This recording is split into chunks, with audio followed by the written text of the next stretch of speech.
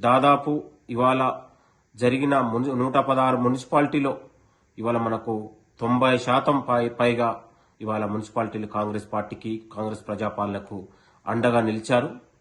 ఇవాళ కరీంనగర్ కార్పొరేషన్లో కేసీఆర్ ఇవాళ కాళేశ్వర్ కమిషన్కు ప్రజాప్రభుత్వం ప్రజాపాలన అసెంబ్లీలో తీర్మానం చేసి సిబిఐ ఎంక్వైరీ చేయాలని ఢిల్లీకి పంపిస్తే ఆ బీజేపీ కేంద్ర ప్రభుత్వం కావచ్చు, ఇక్కడ అడుగులకు మడుగులొత్తున్న కేసీఆర్ అవినీతికి అడుగులకు మడుగులొత్తున్న బీజేపీకి ఈరోజు కేసీఆర్ ఇచ్చిన బహుమానంగా మేము చెప్తా ఉన్నాం.